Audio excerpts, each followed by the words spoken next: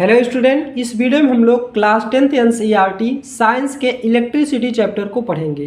तो आइए स्टार्ट करते हैं बिना देरी किए हुए। सबसे पहले जानते हैं इलेक्ट्रिक चार्ज क्या होता है। Electric charge means electric charge is a fundamental property of matter due to which an object experiences a force when placed in a electric field और comes near a charge body. मतलब कि जब आप electric field में किसी object को रखते हैं तो उसमें क्या होता है, इलेक्ट्रिक फोर्स में वो उसके नज़दीक चला जाता है। और किसके नज़दीक चला जाता है? चार्ज बॉडी के नज़दीक चला जाता है। तो क्लियर हो गया, इतनी छोटी सी डेफिनेशन आपके एग्जाम के लिए इम्पॉर्टेंट है। अब बात करते हैं SI यूनिट एंड सिंबल। तो SI unit of electric charge is coulomb. Coulomb के मतलब ये SI यूनिट क्या हो जाएगी? चार्ज की कूलाम हो जाएगी। इसे C से डिनोट करते हैं। और 1 coulomb equal to charge passes by a current of 1 ampere in 1 second. Clear हो गया। 1 कूलम इक्वल टू होता है 1 एम्पियर अपॉन 1 सेकेंड। याद रखना है चार्ज ऑन 1 इलेक्ट्रॉन, 1 इलेक्ट्रॉन पर चार्ज होता है 1.6 इंटू 10⁻⁻19 कूलम। क्लियर हो गया। और 1 प्रोटॉन पर चार्ज कितना क्या होता है? 1.6 इंटू 10⁻⁻19 कूलम पॉजिटिव चार्ज। तो इसको आपको याद रखना है। The smallest unit of charge is the charge on 1 electron. Clear हो गया। Positive and negative charge. Charge मतलब दो टाइप्स का होता है, एक पॉजिटिव चार्ज होता है, एक निगेटिव चार्ज होता है। Positive charge a proton carries 1 positive charge and electron carries negative charge. Clear हो गया, इतना आपको याद रखना है। अब properties of electric charge. Electric charge की प्रॉपर्टी क्या होती है? Electric charge exist 2 types only, positive and negative. Like charge ripple each other, जो मतलब एक ही तरह के चार्ज होते हैं उनको दोनों तरह को क्या करता है? रिपल कर देता है, मतलब दूर कर देता है। Unlike charge attract to each other, जो अनलाइक चार्ज होते हैं उसको क्या करता है? अट्रैक्ट करता है एक दूसरे की ओर। तो क्लियर हो गया, चार्ज आपको समझ में आ गया होगा। अब बात करते हैं कंडक्टर एंड इंसुलेटर। कंडक्टर मतलब चालक, इंसुलेटर मतलब अचालक। मतलब जिसमें इलेक्ट्रिसिटी फ्लो होती है उसे हम कंडक्टर बोलते हैं, जिसमें इलेक्ट्रिसिटी फ्लो नहीं होती उसे हम इंसुलेटर बोलते हैं। क्लियर हो गया। तो यहाँ पे वही चीज़ लिखा हुआ है कि A material which allow electric charge to pass through it easily is called conductor। मतलब कि जो इलेक्ट्रिसिटी को बहुत ही आसानी से अपने अंदर प्रवेश होने देता है उसी को हम लोग क्या करते हैं? क्या बोलते हैं? कंडक्टर बोलते हैं। क्लियर हो गया, प्रवाहित हो जाते हैं जिसमें। तो conductors have large number of electrons so electric charge can flow through them very easily. इसमें बहुत ढेर सारे इलेक्ट्रॉन पाए जाते हैं जिसके कारण से इलेक्ट्रिसिटी इसमें बहुत ही आसानी से फ्लो कर जाती है। अच्छे से क्लियर हो गया होगा। एग्जाम्पल की बात करें तो अभी आपको एग्जाम्पल्स भी दिखाएंगे। पहले आप इंसुलेटर पढ़ लीजिए। कंडक्टर आपको समझ में आ गया। कंडक्टर का मतलब है कि जिसमें इलेक्ट्रिसिटी फ्लो होती है। फिर आ जाता है insulator. A material which does not allow electric charge to pass through it easily is called a insulator. मतलब कि ऐसा मटेरियल मीडियम जिसमें इलेक्ट्रिसिटी फ्लो नहीं करती उसे हम क्या बोलते हैं? इंसुलेटर बोलते हैं। इंसुलेटर हैव वेरी फ्यू और no free electrons so electric charge can not flow through them easily. मतलब इसमें या तो मतलब बहुत कम ही, एकदम जीरो के बराबर इसमें क्या होते हैं? इलेक्ट्रॉन्स होते हैं, या तो इसमें इलेक्ट्रॉन्स होते ही नहीं है, जिसके कारण से क्या होता है? इलेक्ट्रिसिटी इसमें फ्लो नहीं कर पाती। क्लियर हो गया। यहाँ पे आप एग्जांपल्स देख सकते हैं। कंडक्टर के हो जाएगा कॉपर हो गया, एल्यूमिनियम हो गया, सिल्वर हो गया, आयरन हो गया। और इंसुलेटर के एग्जांपल से देख सकते हैं रबर हो गया, प्लास्टिक हो गया, ग्लास हो गया, वुड। इन सभी में आपको क्या है? करंट नहीं लगता है। क्लियर हो गया। Silver is the best conductor of electricity. आपको याद रखना है, MCQ में पूछ सकता है। क्लियर हो गया। Silver is the best conductor of electricity. Good conductor आप यहाँ पे देख सकते हैं, कॉपर हो गया, एल्यूमिनियम। ये सभी एक्स्ट्रा फैक्ट इसलिए है कि एग्जाम में आपके MCQ जो बनते हैं यहीं से बनते हैं। अब बात करते हैं difference between conductor and insulator. क्या डिफरेंस होता है? पहली बात तो इस आसानी से याद रखने, allow electric charge to pass through easily. मतलब जो कंडक्टर होता है उसमें इलेक्ट्रिक चार्ज बहुत ही आसानी से फ्लो करता है। इंसुलेटर क्या करता है? Does not allow electric charge to pass through easily, मतलब इलेक्ट्रिक चार्ज को पास नहीं करता। क्लियर हो गया। Have a large number of free electrons. Conductor में large number of free electrons होते हैं, जबकि इंसुलेटर में have few or no free electrons. Low resistivity होती है कंडक्टर की और इंसुलेटर की हाई रजिस्टिविटी होती है। क्लियर हो गया? तो ये पॉइंट्स आपको याद रखने हैं, एग्जाम की दृष्टि से बहुत ही महत्वपूर्ण हो जाते हैं। अब हम बात करते हैं electric potential and potential difference क्या होता है। तो सबसे पहले जान लेते हैं इलेक्ट्रिक पोटेंशियल क्या होता है। तो electric potential at a point is defined as the work done in a bringing a unit positive charge from a infinity that point without acceleration। मतलब कि किसी बिंदु से अनंत से किसी बिंदु तो मतलब किसी पॉइंट तक लाने में जो किया गया कार्य होता है उसे हम क्या बोलते हैं? इलेक्ट्रिक पोटेंशियल बोलते हैं। It is a scalar quantity, यह एक स्केलर क्वांटिटी होती है, इसकी यूनिट क्या हो जाती है? वोल्ट हो जाती है। क्लियर हो गया? Electric potential V equal to होता है वर्क डन अपान चार्ज, तो V equal to W upon Q हो जाएगा। ये फार्मूला आपको याद रखने हैं, जब हम न्यूमेरिकल करेंगे तो सॉल्व करेंगे तो ये फार्मूला आपके काम आएंगे। इसी प्रकार से हो जाता है पोटेंशियल डिफरेंस। पोटेंशियल डिफरेंस क्या होता है? किन्हीं दो बिंदुओं के बीच लगने वाले आवेश को के कारण बल के। तो वही चीज यहाँ पे लिखा हुआ है, the potential difference between two points is defined as the work done is in bringing a unit positive charge from one point to another point. मतलब किन्हीं दो बिंदुओं के बीच लगने वाले आवेश को क्या बोलते हैं? पोटेंशियल डिफरेंस बोलते हैं। क्लियर हो गया? यहाँ V A B equal to क्या हो जाएगा? W अपान Q हो जाएगा। क्लियर हो गया? वर्क डन अपान चार्ज हो जाएगा। सेम आपको याद रखना है, बहुत इंपॉर्टेंट हो जाता है। अब साइन की बात करें, work done the electric potential is infinity as taken 0। The positive work done potential increases, positive होगा तो पोटेंशियल इंक्रीज होगा, निगेटिव होगा तो पोटेंशियल क्या होगा? डिक्रीज होगा। Electric potential depends on the position of distance of the charge, मतलब charge के पोजीशन पे डिपेंड करता है जो हमारा इलेक्ट्रिक पोटेंशियल होता है। क्लियर हो गया? For positive charge potential is positive, negative charge मतलब पोटेंशियल इज निगेटिव। अगर किसी मतलब बॉडी में पॉजिटिव चार्ज है तो वहाँ पे पोटेंशियल पॉजिटिव होगा, निगेटिव चार्ज है तो पोटेंशियल क्या ऐसा होगा? निगेटिव होगा। क्लियर हो गया? अब बात करते हैं potential difference. If work done is moving charge A to B by external force V A B is positive, मतलब किसी एक पॉइंट से दूसरे पॉइंट में जा रहा है तो क्या लिया जाएगा? Positive. If work done is by electric field moving charge A to B then V is to negative. Clear हो गया? ए टू बी मतलब यहाँ पे देख सकते हैं इस इमेज में दिखाया गया है। अब बात करते हैं relation between V and VAB, मतलब क्या रिलेशन होता है? तो VAB मतलब potential difference equal to VA minus VB हो जाएगा। ये आपको याद रखना है। अब आपको सीधे इंपॉर्टेंट पॉइंट्स पे आते हैं, ये आप छोड़ देंगे। इलेक्ट्रिक करंट क्या होता है? Electric current is the rate of flow of electric charge through a conductor. It is a scalar quantity, SI unit क्या हो जाती है? एम्पियर। तो इलेक्ट्रिक करंट की एसआई यूनिट क्या हो जाती है? Ampere. If Q is a charge of flowing through a conductor time T, then electric current equal to charge upon T हो जाएगा। I equal to Q upon T हो जाएगा। Important है, यहाँ से न्यूमेरिकल पूछे जाते हैं। आप यहाँ पे क्या है, आपके मतलब नॉलेज के लिए, जैसे एग्जाम में क्वेश्चन एमसीक्यू पूछे जाते हैं उसकी दृष्टि से, मतलब यहाँ पे बहुत ढेर सारे हमने एग्जाम्पल मतलब पॉइंट लिखे हुए हैं। यहाँ पे आप देख सकते हैं छोटे छोटे पॉइंट बना के लिखे हुए हैं। ऐसा नहीं है कि आपको बड़ा करने के लिए, आपको भ्रमित करने के लिए, यहाँ से आपके एग्जाम्पल एमसीक्यू में डायरेक्ट क्वेश्चन बनते हैं, इसीलिए सभी पॉइंट्स लिखे जाते हैं। तो क्लियर हो गया? तो direction of conventional current is from positive terminal to negative terminal, मतलब जो करंट फ्लो करता है, जैसे आप इस सर्किट में देख सकते हैं, जो करंट फ्लो करेगा पॉजिटिव टर्मिनल से निगेटिव टर्मिनल की ओर फ्लो करेगा, कुछ इस प्रकार से जाएगा करंट, ऐसे मतलब सर्किट में करंट फ्लो करेगा। क्लियर हो गया? तो इलेक्ट्रिक करंट आपको समझ में आ गया होगा। फार्मूला याद रखना है, I equal to Q upon T होता है।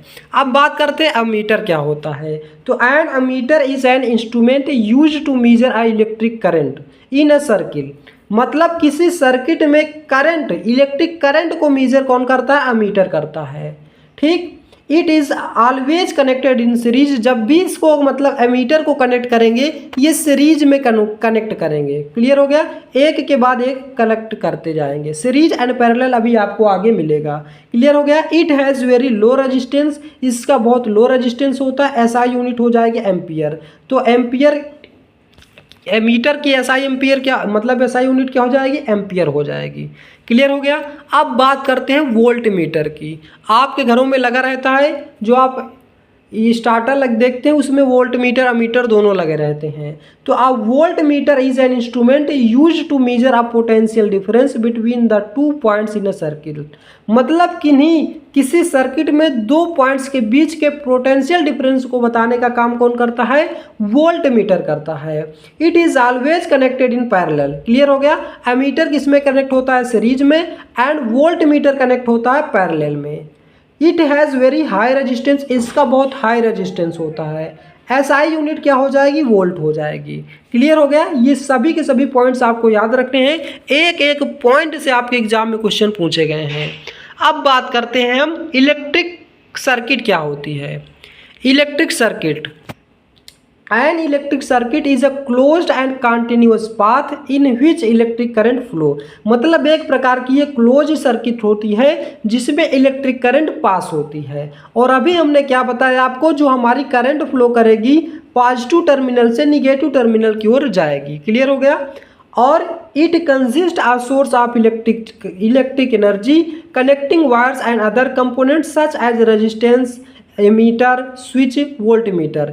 इसमें आपको कई प्रकार के पॉइंट्स देखने को मिल जाते हैं, जैसे कि आपको वॉल्व देखने को मिल जाएगा, रेजिस्टेंस देखने को मिल जाएगा, बैटरी देखने को मिल जाएगी, स्विचेस देखने को मिल जाते हैं। क्लियर हो गया। तो electric current flow only when a circuit is close. जब आपकी सर्किट क्लोज रहेगी तभी इसमें करंट फ्लो करेगा। क्लियर है। Direction of conventional current flow positive terminal to negative. If the circuit open current does not flow. अगर आपकी circuit open रहेगी तो करंट इसमें फ्लो नहीं करेगा। ये पॉइंट याद रखना है। जब क्लोज पाथ होगा यानी कि क्लोज सर्किट होगी तभी उस पर करंट फ्लो करेगा, और जब ओपन सर्किट होगी तो वहाँ पे करंट फ्लो नहीं करेगा। ये पॉइंट सभी याद रखने हैं। कुछ सिंबल्स यहाँ पे आप देख सकते हैं। वायर्स हो गया, कनेक्टिंग वायर्स हो गया, और वायर्स ज्वाइन हो गया, स्विचेज होती हैं। ये सभी पॉइंट्स आपको याद रखने चाहिए। ये एमीटर का सिंबल है, ये वोल्ट मीटर का है, ये बैटरी का हो गया, ये वेरिएबल रेजिस्टेंस का है, ये फिक्स्ड रेजिस्टेंस का है, ये क्रॉस वायर क्रॉस का है, और ये वायर ज्वाइंट्स का है। तो ये पॉइंट्स आपको याद रखने हैं। इमेज हम लोग इससे ही डिनोट करते हैं। क्लियर हो गया। रेजिस्टेंस आपको बनाने को बोला जाएगा तो ऐसे बनाएंगे, वेरिएबल रेजिस्टेंस एरो बना देंगे, वेरिएबल रेजिस्टेंस हो जाएगा। तो ये पॉइंट्स भी आपको अच्छे से क्लियर हो गए। अब हम बात करते हैं Ohm's law. Very most important, exam में बहुत कई बार पूछा गया है। क्लियर हो गया। तो इसको आप फिगर भी, ग्राफ भी आपको याद रखना है, डिफिनीशन भी। ओम्स लॉ क्या होता है? तो at a constant temperature and physical conditions, जैसे कि length, cross section area and material constant, the current flowing through a conductor is directly proportional to the potential difference across its end. Question आपको अभी थोड़ा सा definition नहीं समझ में आया होगा। तो a constant temperature and physical condition, the current flowing through a conductor is directly proportional to the potential difference across its. जो हमारा ओम्स लॉ होता है वो डायरेक्टली प्रोपोर्शनल टू क्या होता है? करंट के होता है। ये पॉइंट्स आपको याद रखना है। जो ओम्स लॉ होता है डायरेक्टली प्रोपोर्शनल टू करंट के होता है। ये VI ग्राफ अगर आपसे पूछा जाएगा तो इस प्रकार से आपको बनाना होगा। क्लियर हो गया। अब हम बात करते हैं जो हमारा वोल्ट होता है, मतलब ओम्स लॉ होता है डायरेक्टली प्रोपोर्शनल टू करंट, जहाँ पे V क्या होता है? पोटेंशियल डिफरेंस होता है, I करंट होता है, और R रेजिस्टेंस होता है। क्लियर हो गया। डेरिवेशन ऑफ ओम्स लॉ, अगर ओम्स लॉ का डेरिवेशन पूछा जाता है तो आप इस प्रकार से, फ्रॉम द VI ग्राफ, जो अभी हमने ऊपर ग्राफ बनाया वो, आप ohmic conductor we get a straight line passing through the origin. वहाँ पे जो हमारा ग्राफ बन रहा था कुछ इस प्रकार से ओरिजिन से पास कर रहा था। तो the slope of this line is constant, slope rise upon run. तो v अपॉन क्या आ जाएगा? I equal to constant. तो v अपॉन आई, आर यहाँ पे क्या है? कांस्टेंट है, जिसे आप नियतांक बोलते हैं। तो यहाँ से क्रॉस मल्टीप्लाई कर लेंगे तो v की वैल्यू क्या आ जाएगी? v equal to I R आ जाएगा। Hence proved Ohm's law. यही हमारा क्या कहलाता है? ओम्स लॉ कहलाता है। अगर आपसे डेरिवेशन पूछता है तो आप इस प्रकार से डेराइव कर देंगे। बहुत ही आसान, छोटा सा है। अब बात करते हैं resistance and resistivity. Most important है, ये भी आपका वेरी मोस्ट इंपॉर्टेंट है। रेजिस्टेंस क्या होता है? मतलब रेजिस्टेंस तो आप समझ पा रहे होंगे, जो हमारे करंट को फ्लो करने से रोकता है, मतलब कि धारा के मान में रुकावट उत्पन्न करता है, उसी को हम लोग बोलते हैं रेजिस्टेंस। और रजिस्टिविटी क्या होती है? इसकी प्रॉपर्टी। आपको अच्छे से पहले आप देख लीजिए रेजिस्टेंस क्या होता है। तो the resistance of a conductor is property due to which it opposes the flow of electric current. मतलब कि करंट मतलब धारा के मान में रुकावट उत्पन्न करता है, करंट को फ्लो करने से रोकता है। It is defined as the ratio of potential difference V across its end the current I flowing it. तो R इक्वल टू क्या आ जाएगा, V अपान I आ जाएगा, V अपान I आ जाएगा। क्लियर हो गया। अब यहाँ पे आप देख सकते हैं रजिस्टिविटी क्या हो जाती है। Resistivity, the resistivity of a material is the resistance of a conductor of unit length and unit cross sectional area. ये आपको समझ में आ गया होगा, जो हमारी रजिस्टिविटी होती है वो किसी मटेरियल की यूनिट लेंथ या यूनिट क्रॉस सेक्शनल एरिया होती है। It is characteristics property of the material does not depends on the size and shape. ये जो रजिस्टिविटी होती है उसके साइज और शेप पे डिपेंड नहीं करती, जबकि रेजिस्टेंस जो होता है साइज एंड शेप पे डिपेंड करती है। क्लियर हो गया। तो rho equal to R upon L। यहाँ पे आप देख सकते हैं SI यूनिट क्या हो जाएगी, रेजिस्टेंस की ओम हो जाएगी, और रजिस्टिविटी की SI यूनिट क्या हो जाएगी, ओम मीटर हो जाएगी। याद रखना है रेजिस्टेंस की SI यूनिट ओम, रजिस्टिविटी की SI यूनिट क्या हो जाएगी, ओम मीटर हो जाएगी। डायमेंशन आपको नहीं याद रखना। अब difference between resistance and resistivity, it is opposition offered by a conductor to the flow of current. It is the resistance of a material of unit length and unit area.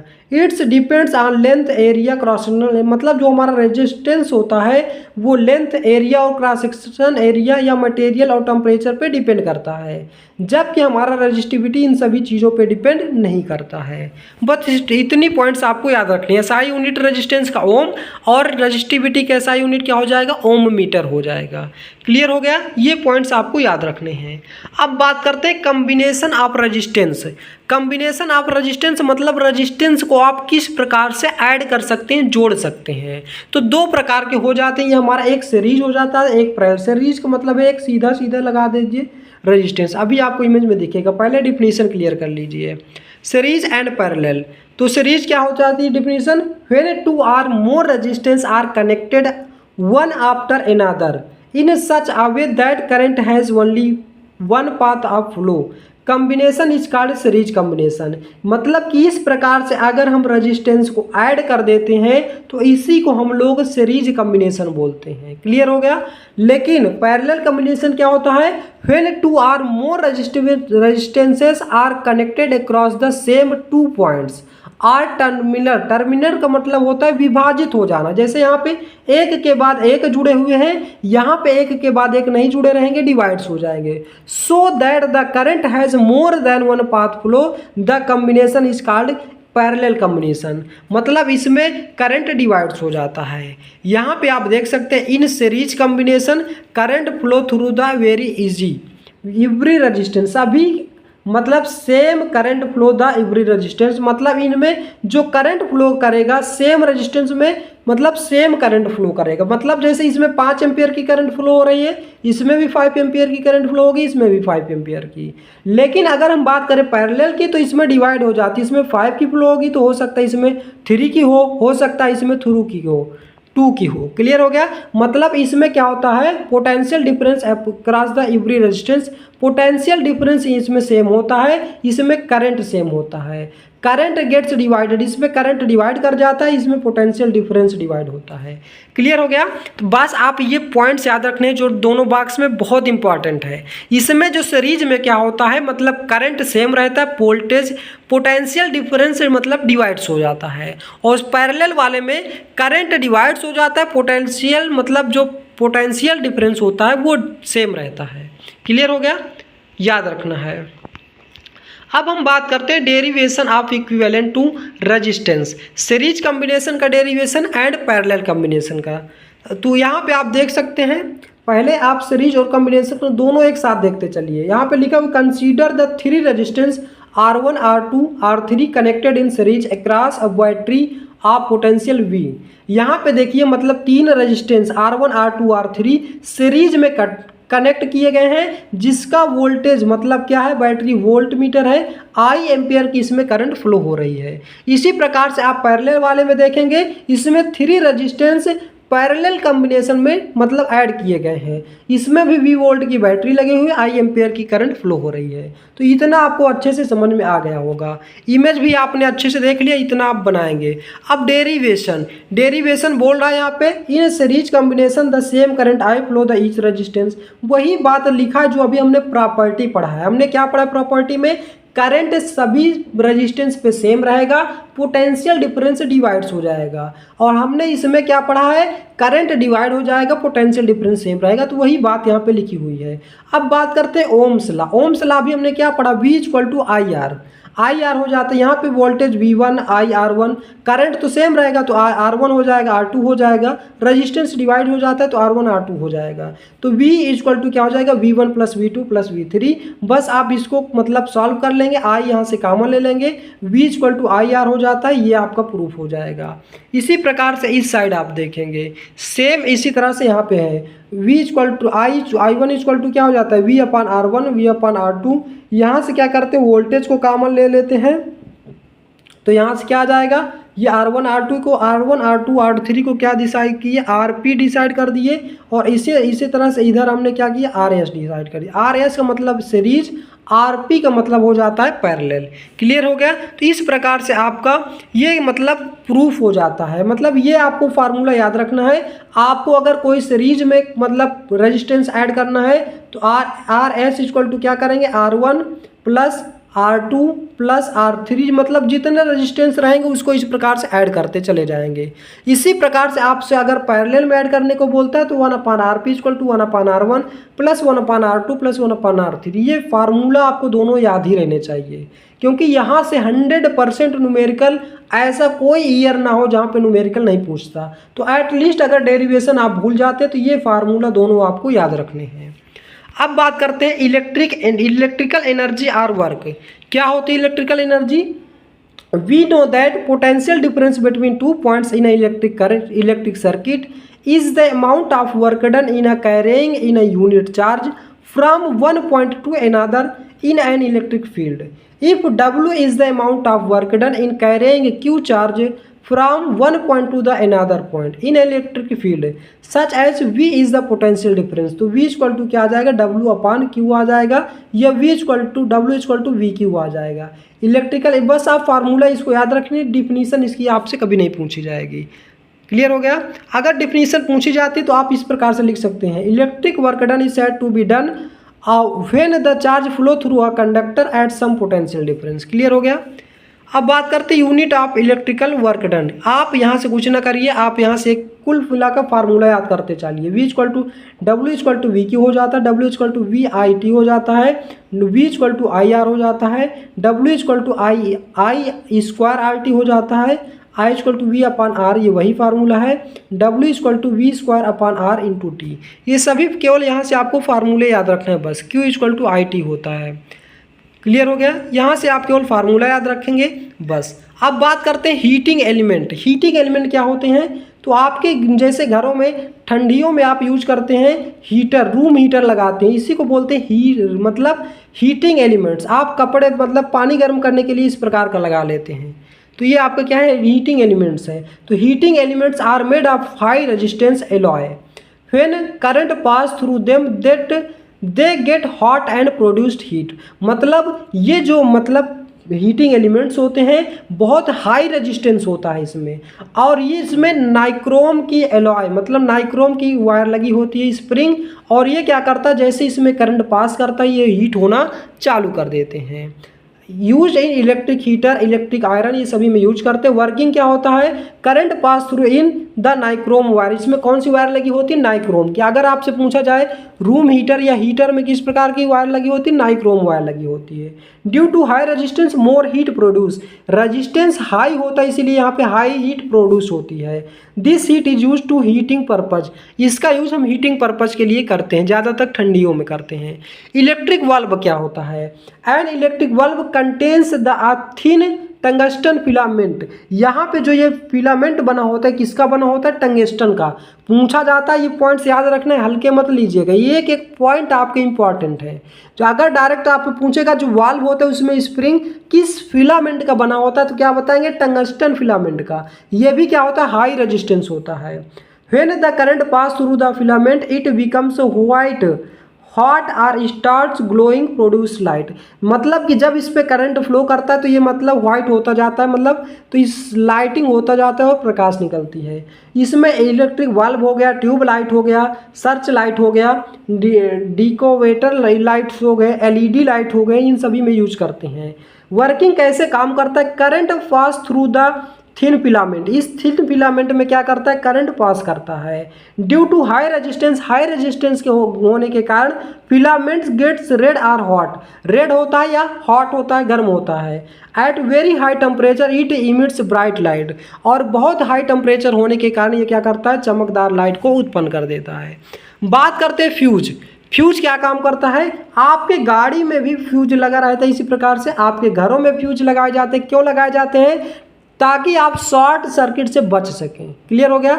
Short circuit से बचने के लिए हम लोग किसका use करते हैं? Fuse का इस्तेमाल करते हैं। तो आप fuse is a safety device, it contains a thin wire आप लो मेल्टिंग पॉइंट्स, इसका मेल्टिंग पॉइंट्स कैसा होता है? लो होता है। एंड हाई रेजिस्टेंस, इसका भी रेजिस्टेंस क्या होता है? हाई होता है। When excessive current flow the fuse wire gets very hot and melts breaking the current. मतलब कि जब इसमें अगर बहुत हाई करंट फ्लो करेगा तो ये मेल्ट हो जाएगा, यानी कि पिघल करके टूट जाएगा और हमारे घरों में आग लगने से बचा लेगा, यानी कि शॉर्ट सर्किट से बचा लेगा हमको। कैसे काम करता है? Normal circuit fuse wire remain safe, excess current मतलब मोर हीट, बहुत ज़्यादा हीट होता है, और फ्यूज वायर मेल्ट्स मतलब ये मेल्ट मतलब पिघल जाता है, खुद तो पिघल जाता है लेकिन हमें क्या करता है? बचा लेता है। क्लियर हो गया? तो ये पॉइंट्स आपको याद रखने हैं। ये फार्मूला आप यहाँ से डायरेक्टली याद कर सकते हैं। P equal to W upon T, power का formula W equal to I square R T, P equal to I square R T, W equal to I V T, या P equal to I V, W equal to V square T upon R, P equal to V square upon R. ये direct आपको formula याद रखना, और ये points आपको याद रखने, ये डायरेक्ट आपसे पूछे जाते हैं। 1 किलोवाट बराबर कितना वाट होता है? 1000 वाट, या 1 10 की पावर 3 वाट, 10 की power 3 watt. 1 megawatt, 1 megawatt equal to हो जाता है 10 की power 6 watt. 1 horse power equal to होता है 746 वाट। ये हॉर्स पावर वाला आपसे कई बार मतलब दसों बार आपसे एग्जाम में पूछा गया है। ऐसे ही पूछा गया 1 horse power is equal to 746 watt. Clear हो गया? याद रखना है। तो ये पॉइंट्स सभी आपको याद रखना है। Electric power equal to electric work upon time second. Clear हो गया? ये पॉइंट्स आपको याद रखना है। 1 watt hour equal to 3600 joule. ये पॉइंट्स भी आपको याद रखना है, वेरी मोस्ट इंपॉर्टेंट। आप प्रीवियस ईयर उठा के देखेंगे, ये MCQ में डायरेक्ट पूछे गए क्वेश्चन हैं, इसीलिए यहाँ पे हमने सभी पॉइंट्स को मेंशन किया है। तो अब बात करते हैं important question. Why does the cord of an electric heater not glow while the heating element does. यहाँ पे बोल रहा है कि व्हाई डज द कॉर्ड मतलब जो कनेक्टिंग वायर होती है एन इलेक्ट्रिक हीटर की, नॉट ग्लो मतलब पिघलती नहीं है, while the heating element does जबकि हीटिंग एलिमेंट पिघल जाता है। क्यों?